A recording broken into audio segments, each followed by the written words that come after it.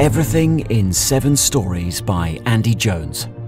Narrated by the author.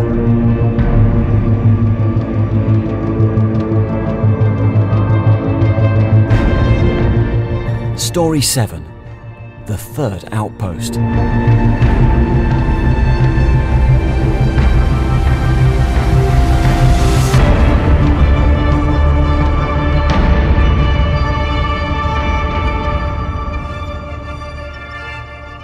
Part 1. Jed was dying.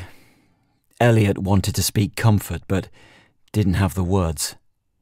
He wanted to touch his Uncle Jed's brow and make him feel better, but he was out of his element. He didn't know what he was doing. Elliot was never really close to his uncle, but Jed was his only living relative. At 94 in Earth years, Jed had enjoyed a pretty good innings. He had lived a lifetime and then some. Where others in the family, including Elliot's parents, gave up much sooner, Jed carried on. When life seemed like it was not worth living anymore, Uncle Jed just kept pressing forward and did so with a smile and earnestness that suggested something.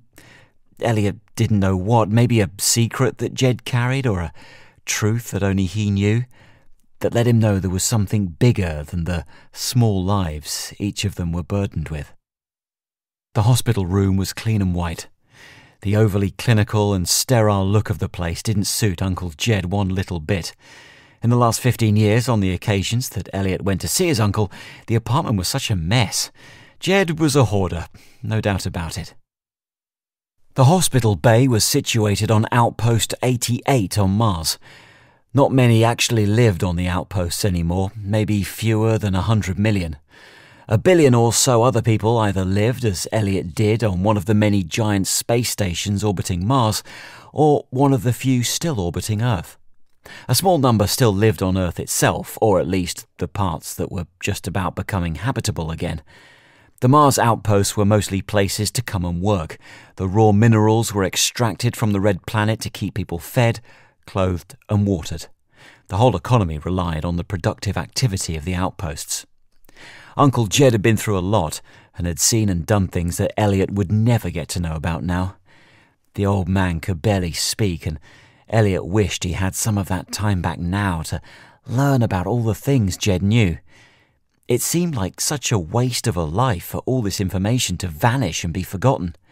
None of the family were ever really that close, and as best as Elliot could guess, he would be the only one still alive. Certainly not the last person with the Williams surname, but definitely the last of his family. Uncle Jed groaned audibly, no longer able to mask his pain. For the last week or so, he had refused to be sedated. He insisted on having clarity till the end. He opened his eyes and stared purposefully at Elliot. Elliot leaned in closer and looked his uncle in the eye. He was there for him. If not in life, then at death. It started as an inaudible whisper, but with great effort, Jed spoke. "I'm so sorry, Elliot. Oh, you've nothing to be. I let you down. There wasn't enough time. Not enough." The old man coughed, his whole body convulsing. "Time to tell you everything." Hanging on his dying uncle's every word, Elliot had only just noticed the nurse that had entered the room. "It won't be long now," she whispered to Elliot, a delicate hand on his shoulder. "Soon he'll have peace." With more strength than he really had left, Jed waited for the nurse to leave, before dipping his hand into his pyjama pocket and thrusting a keycard into Elliot's hand. "Uncle, what is this?" "They entrusted me, Elliot." The old man's eyes were burning with determination. "Our family line has been a part of for all these years. and I let them down. I let them down because I'm a foolish old man. I was never worthy of the fellowship." Uncle Jed coughed again, clearly in agony. Elliot squeezed his hand. He wanted to make his uncle's last moments comfortable. He wanted to get up and get the nurse back in, but with what little strength he had left in him, Jed pulled him down and kept him seated. Elliot leaned in close and nodded. He was prepared to listen. "I know I don't have long," Jed whispered. "You must do something for me. Something for all of us. Something for all of us, Elliot. Everyone must know the truth. Everyone must hear the enlightenment.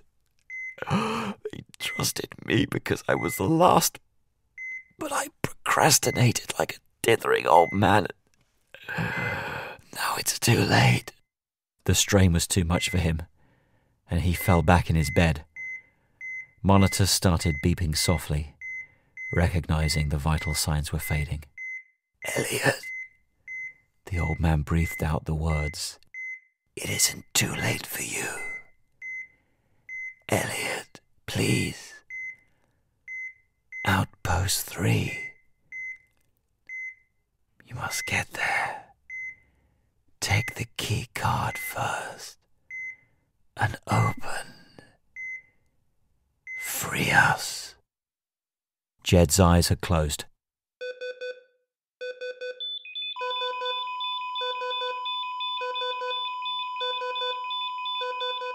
Elliot barely heard the last syllable over the drawn-out flatlining sound of the EKG monitor. Uncle Jed had died.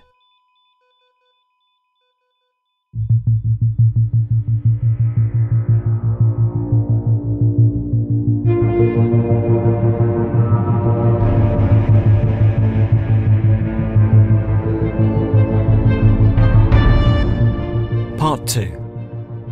Sheriff Ian Sampson hated having to report to the Council of Order.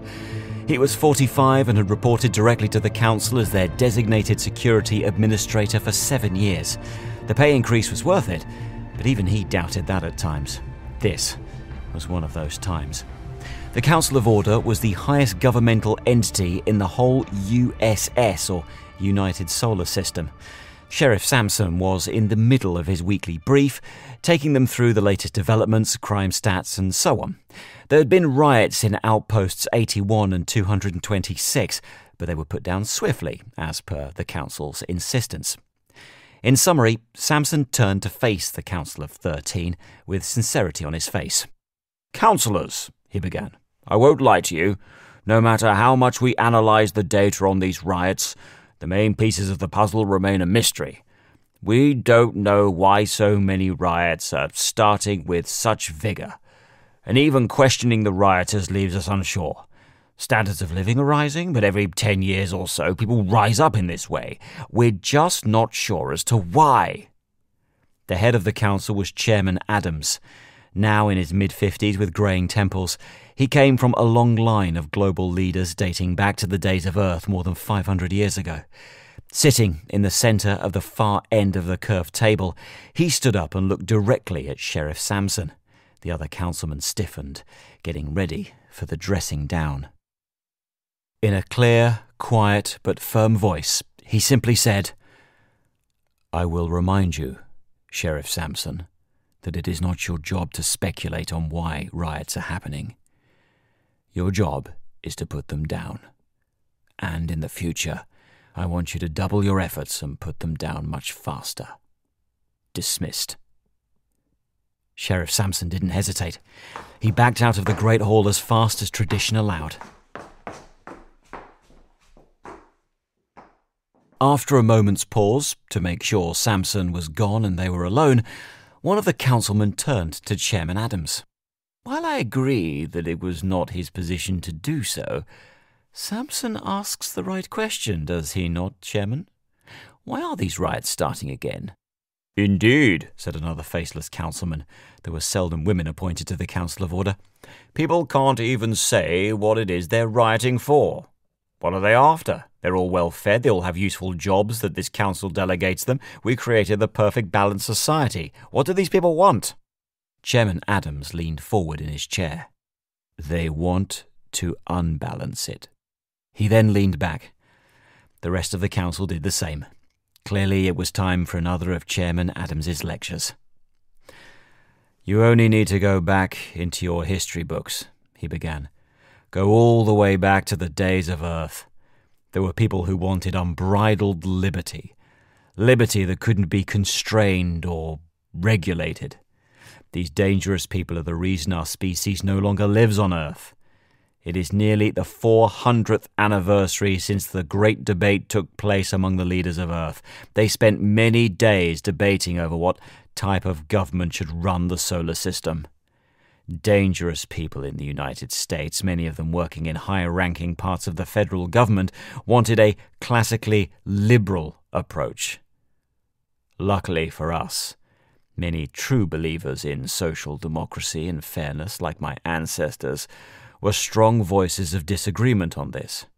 It was a chance to create an interglobal society that was based on order and fairness, not randomness and disconnection.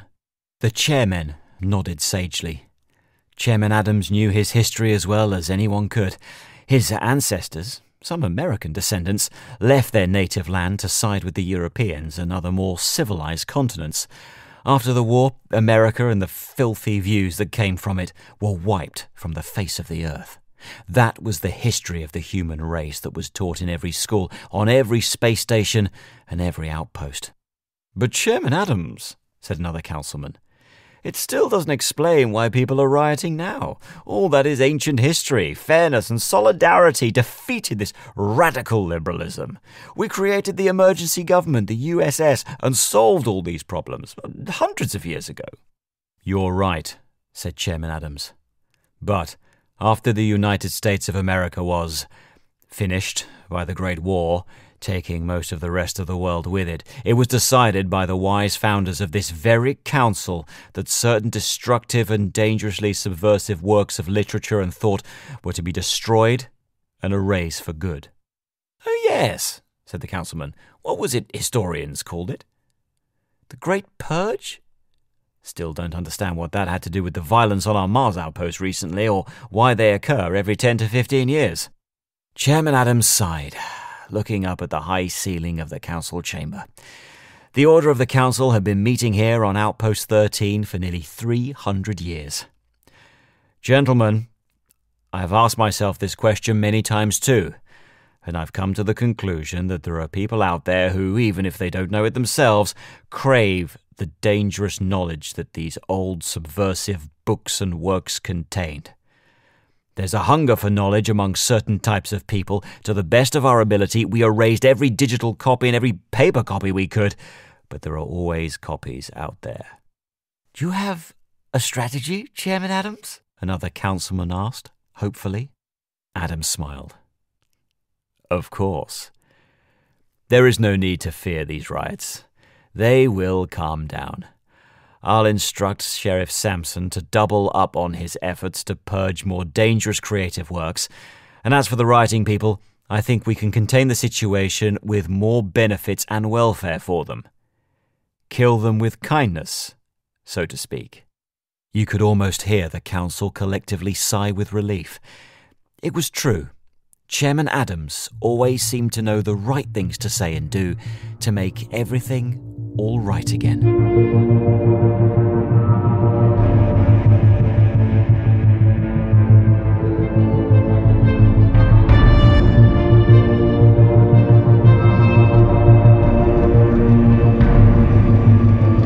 Part 3. The public transport was pretty run down, and it was quite a trek over to the northern wing of Outpost 88 where Jed's apartment was. Elliot noticed the tram stops getting uglier the closer he got to his final destination. Graffiti covering most of the walls, flickering lights, dingy atmospheres, and dangerous-looking people. It made Elliot slightly more grateful that he lived, like so many these days, on one of the many space stations orbiting Mars. Generally, only the blue-collar workers and most of the functional government came to the Martian outposts, and only the poorer people actually lived here. Uncle Jed was one of those people. He was glad to have finally made it to Jed's apartment and closed the front door. He let out an audible sigh. It felt good to shut that ugly world out for a while. Uncle Jed's apartment was a mess. Elliot hadn't been here for a very long time, and it was worse than he remembered it. He had taken Jed's door key and some of his other personal effects from the hospital. He didn't really know why he was here. It wasn't that he was going to find anything of value, but maybe there'd be some sentimental things that Jed had kept all these years. Photos of Elliot's parents, etc., that would be worth taking before the government's social operatives come to the apartment to take everything away. Unless you had money to prevent it. That was the norm these days. Now, looking around the filthy mess, Elliot was beginning to regret coming. He could tell he wasn't going to find anything here. Best leave it to the state. That's what he paid his taxes for. They'll clean this up and claim the apartment as property of the people as per protocol. Besides, if it looked like someone had taken anything of value from the apartment, there was a good chance that the government would come looking for whoever might have access, which meant Elliot could get into trouble. Once you die, your assets belong to the state.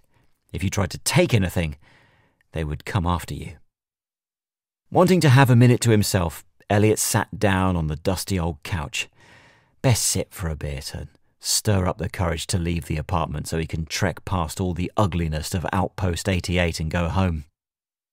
He had switched off and zoned out for maybe only a few seconds when his eyes refocused on something. Something just behind Uncle Jed's old video screen. What was that? A mark in the wall. Elliot found himself getting up to look at it closer. It felt wrong somehow, like it didn't belong there. It was obvious the second Elliot got up what he was looking at. A slot of a keycard. The keycard! Feeling his heart suddenly beating, Elliot fumbled around in his pockets. He had completely forgotten about the keycard his uncle gave him in his dying minutes. He found it. Suddenly looked like it would fit. It was an old keycard from a keymaker chain that went out of business years ago. He carefully placed the card into the slot on the wall.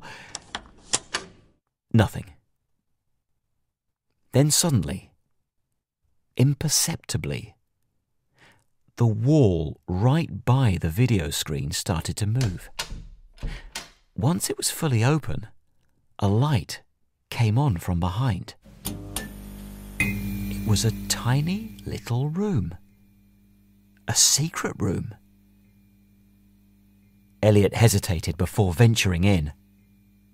Inside were grand old portraits. Some of them were old oil paintings, like the kind they used to have in grand manor houses back on Earth before the Great War. Elliot had seen them on TV. Most of the portraits had elaborate gold frames and weighed a ton. They had tiny plaques engraved on the bottom of each frame. He read the names and looked at the pictures but didn't recognize any of the people. There was a young-looking guy, maybe in his mid-40s, standing in front of a flag with red stripes and a blue patch in the corner. The plaque on the bottom read, President Joseph Fisher. Must be an old American president from hundreds of years ago. Another was of some old fella called Lord Hattenden. Another of a pleasant, smiling, elderly man with a friendly face. Chester Smith was engraved on his portrait. Behind that portrait was a low-grade painting of a harbour on Earth. It wasn't exactly a masterpiece, but it depicted a series of rowing boats moored in a harbour, with a storm gathering in the distance. A little boat called Old George was moored in the bottom right-hand corner of the painting. Beyond the paintings, Elliot found books. Lots of books. A whole bookshelf, in fact. Most were leather-bound and clearly very old. Elliot had never heard of the titles or the author names. George Orwell, Ayn Rand, Adam Smith. There was one shelf on the bookcase that was empty, barring a single leather case. Gingerly, Elliot undid the brass buckle on the front of the case, somehow intuitively realizing that this was the most important artifact in this secret room. It was placed separately from everything else, and judging by how well kept this old case was, seemed like it was treated with more reverence by Uncle Jed. Elliot opened the case, expecting it to be a diamond or a jewel of some kind. He was disappointed to find inside it contained simply a book. A tiny book. Again, leather-bound, but only the size of a pack of playing cards. Elliot picked it up. The musty smell hit him. He read the title on the leather cover and surprised himself by speaking out loud. Oh my God!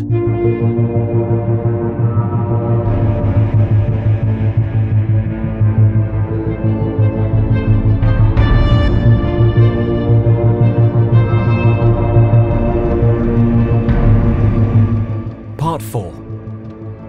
The rules were no talking until the allotted lunch break, and pay was deducted if anyone found you breaking that rule. Elliot desperately wanted to speak to his friend Leon, but somehow managed to contain himself until their lunch break.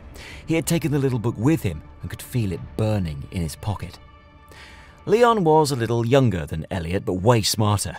His talents were something to do with computing. Elliot didn't really understand it all, but the sorts of things he could do didn't seem to be entirely legal. Leon had lived with his parents in the south wing of the same space station Elliot lived on. The south wing was a poorer neighbourhood. Like a lot of black families that lived there, Leon's parents struggled to make ends meet and both died fairly young. Leon sold up after they died and lived near Elliot in the north wing. Leon was really smart, and Elliot always thought that the job he did at the power plant was beneath his skill set. Elliot and Leon both worked at the power generation plant in the 29th Outpost on Mars. Their job was to watch over the drilling machinery that was mining for precious metals that were burned and used to store electricity to power most of the space stations orbiting the red planet. It was dull and, when there was a technical problem, pretty laborious. They took their lunch in the power plant's cafeteria, in their usual secluded corner, away from the other workers. Everyone at the plant only seemed to have one or two friends, and they would all stick together, never really speaking to anyone else, unless they had to. "So what's up?" asked Leon. He could tell by Elliot's general apprehensiveness all morning that something was troubling his friend. "My Uncle Jed died yesterday," said Elliot. "Oh man, I'm sorry to hear that. I know he'd been ill for a little while. Did he go peacefully?" "Yeah. But that's not what's been troubling me." "Then what's up?" "Just before he died, he gave me a key card. It led to a secret wardrobe in Jed's apartment on Outpost 88. Inside, I found all kinds of stuff, including this." Gingerly, Elliot showed Leon the book. Leon's eyes widened. "Oh, Jesus Christ, Elliot," he said. "Put that thing away. One of the sheriffs sees you with that, you'll be jailed, or worse." "What do you think I should do?" "Throw it out with the trash. That's what you should do. Hell, throw it in the furnaces on the lower level and incinerate it. Just get rid of it before you get into trouble." "I can't do that, Leon. My uncle wanted me to have it. This book, above all other things I found, was the most important. Why would he have given me the keycard otherwise?" "I don't know, man. Maybe he was a crazy old man losing his marbles." "Jed wanted me to do something with this book, but I don't know what." "Whatever you're thinking, don't do anything hasty. I'm serious." Elliot could feel Leon staring at him. "Promise me you won't do nothing stupid, Elliot," Leon continued. "Just keep your head down and rest on it. Don't do anything unless you're absolutely sure it's right."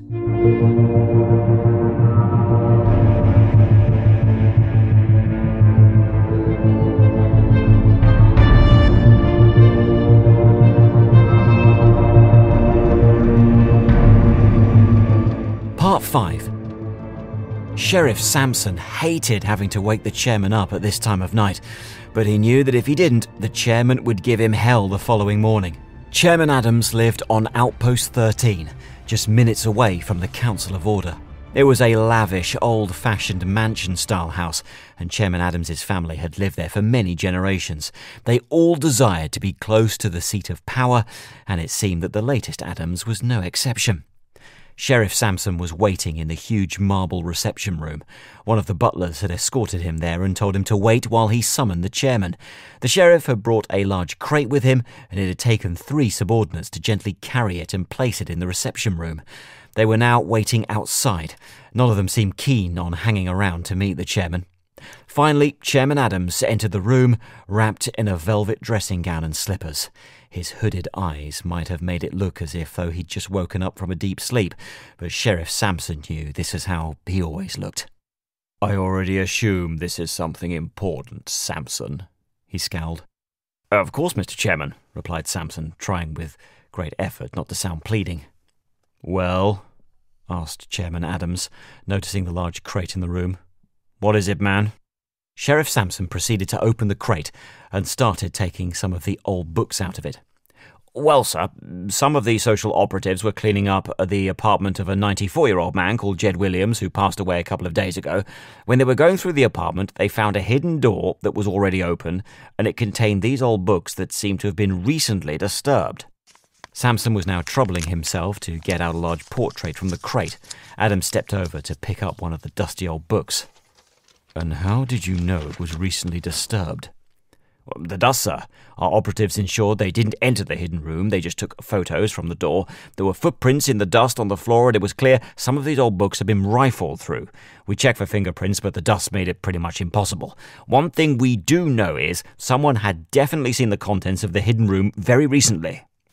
Sampson went back to lifting the big heavy portraits out of the crate. Chairman Adams looked down at the book in his hand. It was an old, heavy volume of a book with "The Wealth of Nations" inscribed in gold on its leather cover. He looked at the other old books that Sheriff Sampson had taken out of the crate: The Theory of Moral Sentiments, The Road to Serfdom, Treason and Other Good Ideas, Atlas Shrugged, 1984, and many more. Adams looked up at all the portraits the sheriff had now taken out of the crate. "Jesus Christ." The words escaped the chairman's mouth before he had time to censor them. "All this was found in the same place?"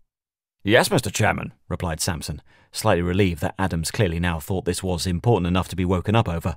"All of it from Jed Williams's apartment. I am pretty sure all these books are on the ban list." "They are. Have them destroyed immediately. And the portraits. They must be incinerated also." "At once, sir." Sampson started packing everything away. He hesitated for one moment, then spoke as Adams was walking away. "There is one thing, Mr. Chairman." "What is it?" "Like I said, the hidden door to all this material was open when our social operatives found it. Due to the movement of the books and dust marks, it's obvious that someone was there very recently, despite the contents of that room not being disturbed for a long time prior."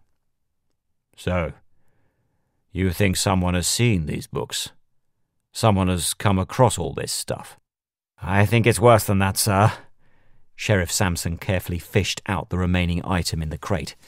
He handed it to Chairman Adams. Adams looked at it. It was an old leather case, unbuckled. He carefully opened it to find nothing. Just a slight velvet indentation from where a small book should be safely placed. The chairman looked up at Sheriff Sampson, slightly confused, but as he looked down again, he saw the inscription of the book's title on the inner lining of the leather case. "Oh my God." Again, the words just came out, leaving Adams with no means to stop them. He stared at Sampson. "What do you want me to do, sir?" Sampson asked quietly. "Find if this Jed Williams man had any relatives or friends with a key who could have accessed his apartment. Check the hospital records from where he died. See if anyone had been to see him before the end. You have to find the book missing from this case at all costs." "I will, sir." "And if you find anyone who you even slightly suspect of stumbling on this litany of books, kill them."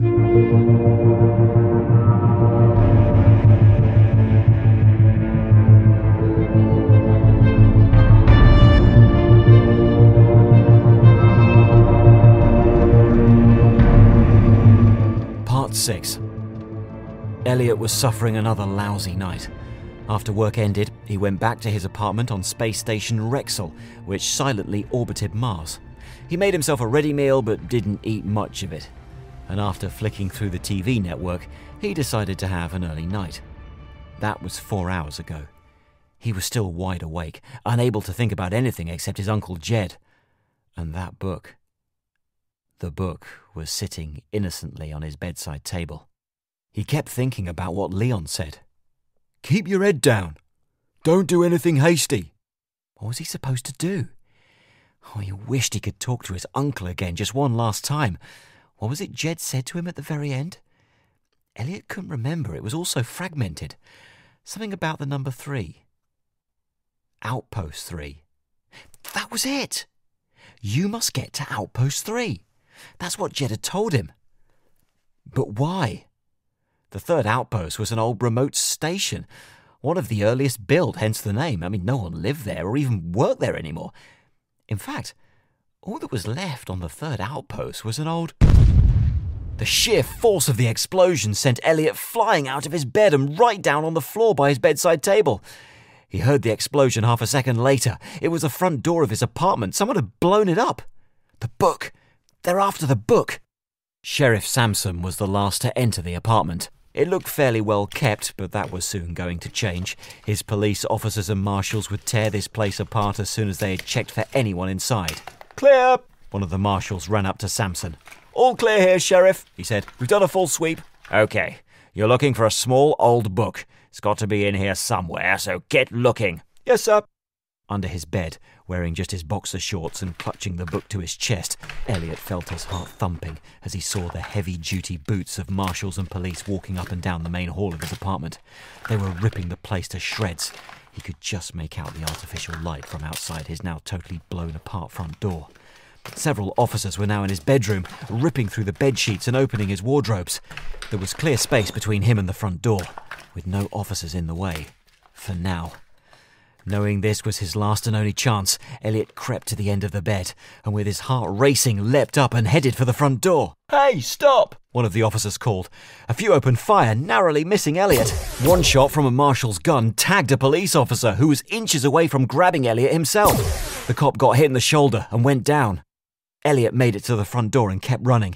He had no idea where to go. He glanced behind him. He recognized Sheriff Sampson's face from TV. He was amongst the other marshals, and they were gaining on Elliot by the second. Elliot realized his big mistake by the time he had turned back around to concentrate on his running. He'd gone the wrong way. He was approaching the end of his apartment block, and it was a dead end, just a balcony ledge 4 stories above the ground. Some of the police officers had stopped running, realizing Elliot had nowhere to go. Already they had weapons drawn and were opening fire. Clearly, they weren't here to arrest him. He had no choice. Without thinking further, Elliot dived from the balcony. With an almighty thump, he noticed his fall was softened by the 2-story tram that ran every 5 minutes past his apartment. He'd gotten lucky as it passed by at just the right second. It was picking up the pace now, with the book still in his hand. He grabbed hold of the rail for dear life and kept his head down, not looking at where he had just come from. Sheriff Sampson tried to get another shot off, but it was no use. The transport unit was now going too fast, and there was no way either he or his men were going to follow Elliot down there.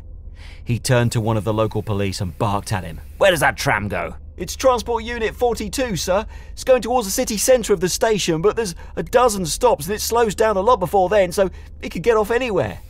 "Damn it! Tear this guy's apartment to bits. We're looking for that book." Sampson called over to the marshals. "And you lot, check with records. What friends does this Elliot Williams have? Any work colleagues he associates himself with? He can't run around forever in just his damn underwear."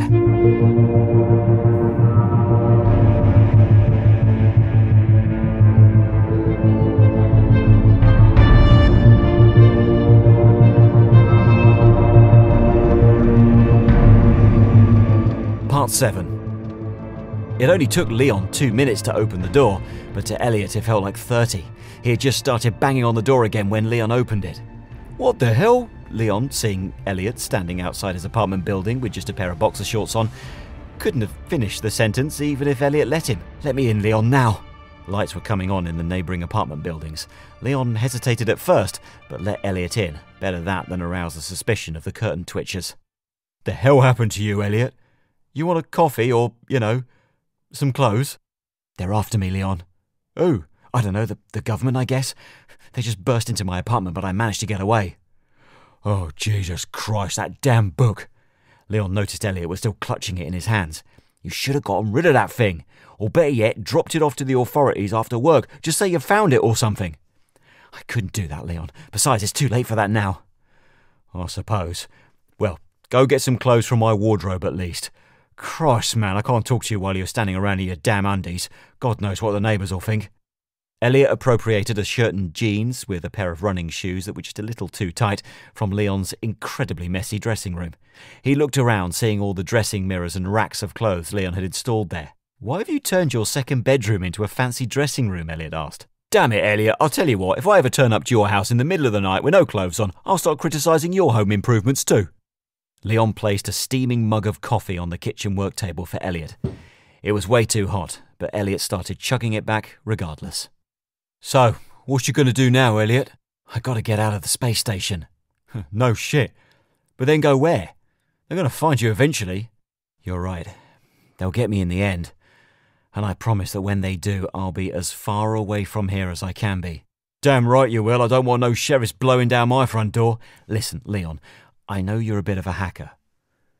Yeah, low-key stuff. Never done anything that serious, like aiding a better fugitive of the law. I don't want you to do anything that will get you into trouble. Can you hack into the government utility system anonymously? Sure, I guess. Why? What do you want, Elliot? I want you to hack into one of the space station escape pods. One of the pods nearby, so that I can get off this ship. Set it on a course for the third outpost. The third outpost? It's in the middle of nowhere. Why the hell do you want to go there? Well, that's another thing. How good are you at hacking broadcast signals?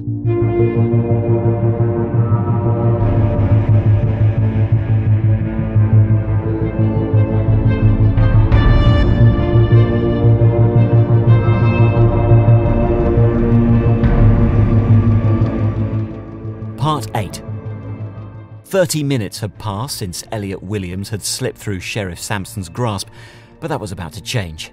They had already realised from their database research before that Elliot was the only surviving relative of Jed Williams, the man who had been keeping the book safe for all these years.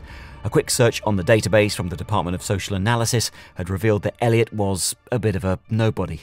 He didn't fraternise with many work colleagues, and there didn't seem to be many interests outside of his job. They dragged Elliot's boss, the foreman at the plant he worked in, out of bed and interrogated him. Turns out even Elliot's boss wasn't entirely sure who he was, but once he had been encouraged to recall Elliot, he thought that the young man spent his lunch breaks with one Leon Cripps, who also lived on the Rexel space station. They were quietly reaching the front door of Leon's apartment now. Sheriff Sampson raised his hand to a police officer to his left, silently ordering him to place the charge on the door. But before the officer managed to get to the door, it opened. Leon, looking tired and irritable, stood in the doorway. About damn time you cops got here. Been waiting for at least 15 minutes. What the hell took you so long? Sampson was taken aback for a moment, but recovered quickly. Where's Elliot Williams? He barked at Leon. That's what I'm talking about, said Leon. He was here and he had this silly little book with him and then he left. I didn't want him here prancing around in his damn undies, but he said he was going downtown. You should get him there. But Leon never had the chance to finish his sentence. Sheriff Sampson raised his pistol and shot Leon 5 times. Leon collapsed by the front door, dead. The lights that had come on in the neighbouring apartment buildings all went off. When the police were like this, best keep your head down and pretend you haven't seen anything. Get into that apartment now, barked Sampson, though he had a feeling he wasn't going to find Elliot there. Just as the officers were stepping over Leon's body and storming the apartment, Sheriff Sampson's radio squawked into life. Sheriff Sampson, do you read me over? Sampson picked up his radio. What is it, officer? Sir, we've just had reports that one of the Rexel's escape pods was launched in your area. What? How is that even possible without authorization? I ordered a lockdown of this whole station. We don't know, sir. Someone must have hacked into the database. Are you tracking it? Open fire, blow it up. There's a fugitive on board. We can't, sir. It's just gone out of range. But we could see that there's one passenger on board and we've tracked to where it's headed on the planet's surface. It's been set to land on Outpost 3. Outpost 3? But there's nothing there except the old emergency broadcast satellite. Oh my God. He's going to... Quickly, assemble a platoon and get me an express shuttle to the third outpost, right away!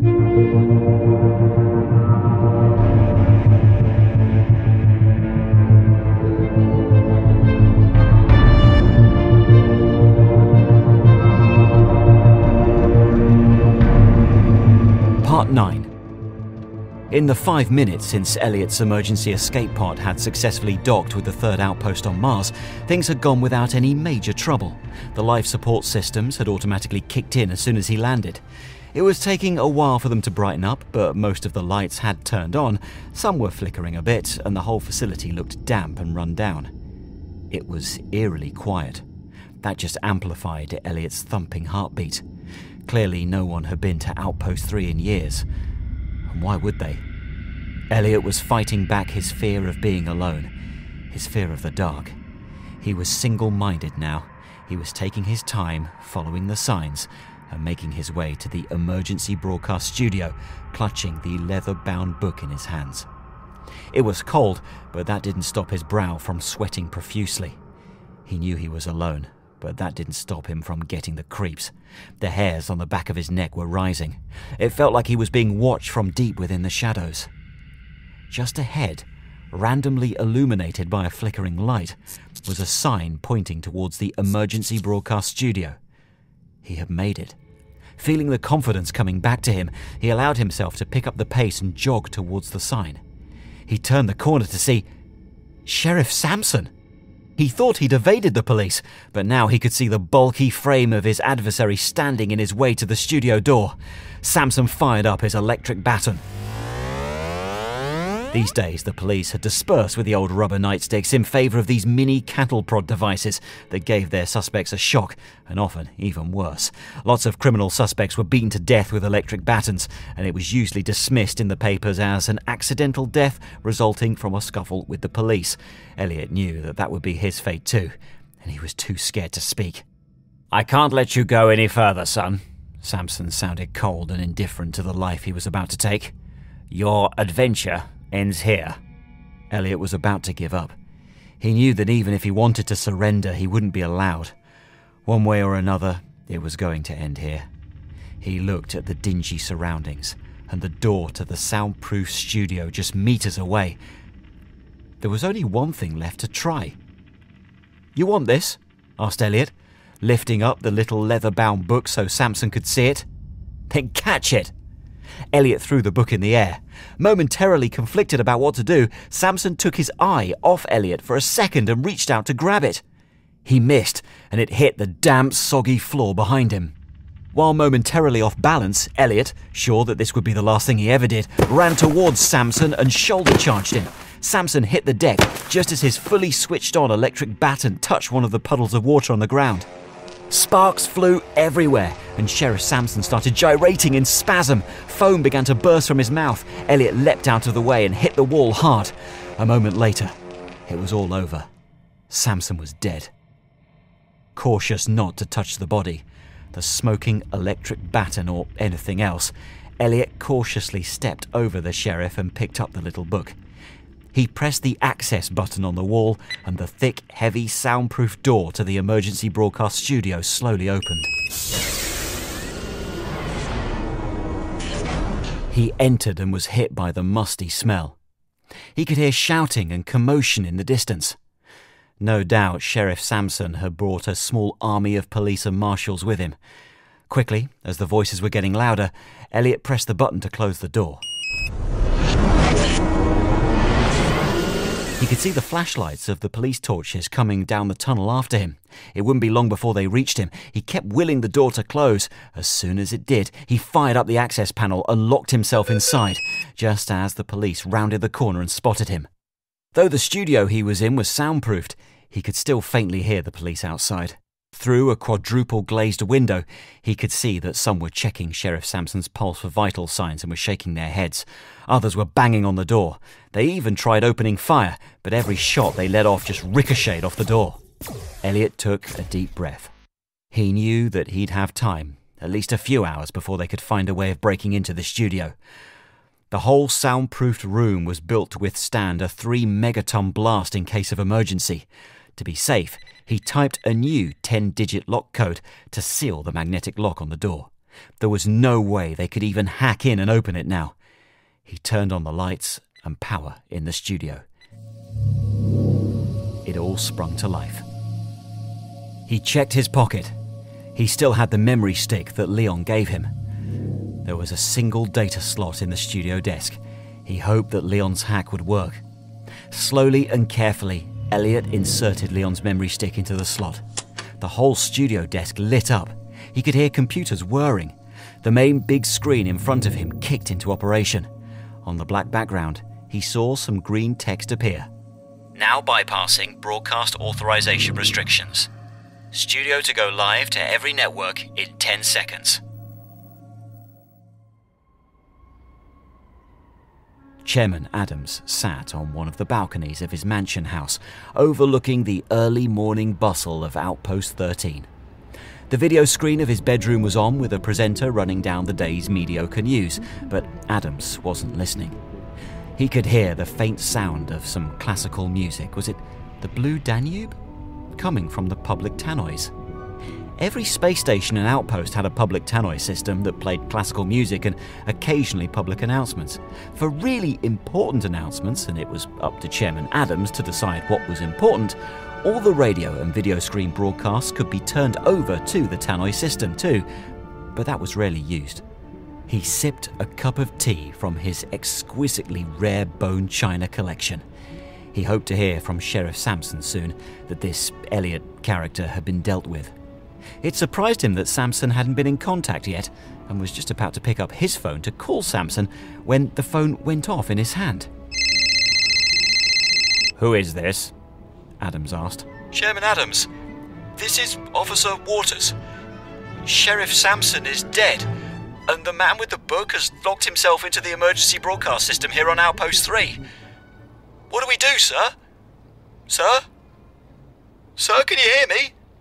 But Chairman Adams could no longer hear anything. Literally. The video screen in his bedroom had gone silent. It was just displaying a blue screen. And the classical music on the public tannoy system had gone silent too. Chairman Adams dropped the phone on the floor. It smashed into 1,000 pieces. He buried his head in his hands. He already knew it was too late. Almost every adult human being stood to attention when they heard it. Every single base on Mars, from Outpost 1 to Outpost 468. All 86 space stations orbiting Earth and Mars, and even the remaining habitable parts of Earth, were all hit with the same loud, mechanical-sounding voice message over every tannoy, speaker, radio, and video screen. There will now be an announcement from the emergency broadcast studio on Outpost 3. Please stand by. And they did. Every one of them. Back in the studio on the third outpost, Elliot couldn't hear the police officers anymore. They too could hear the emergency broadcast system's mechanical sounding order, and as any attempt to open the studio door was clearly futile, they seemed resigned to listening to what Elliot was about to tell every human being in the solar system. Elliot looked at the main screen in front of him. It had now gone red, and in black letters were the words, "Mic Live." He turned the fader of the microphone in front of him all the way up. He looked down at the little book still clasped in his hands. It was pretty battered after everything it had been through in the last hour or so, but the brownish red leather and golden inscription on the front still shined defiantly. Elliot spoke into the microphone, now somehow unafraid of the hundreds of millions who were listening. "Hello. I'm sorry to disturb you. My name is Elliot, and I have in my hands a short book which I would like to read to you. I think it contains some principles and ideas that we have lost, and if we've lost our way so much, it might be worth remembering what those ideas were." He coughed faintly, took a breath, and then opened the book to page 1. He started reading, nervously at first, but then with increasing confidence with each new syllable. "The Constitution of the United States of America, signed in Independence Hall, Philadelphia, on September 17th, 1787.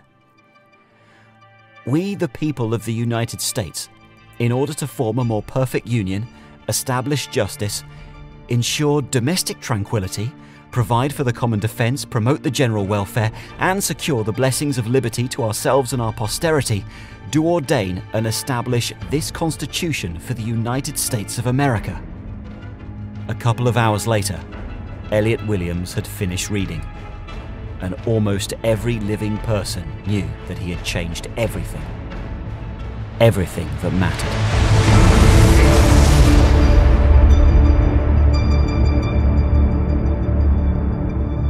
That was the third Outpost, Story 7 from Everything in 7 Stories, written by Andy Jones and narrated by the author.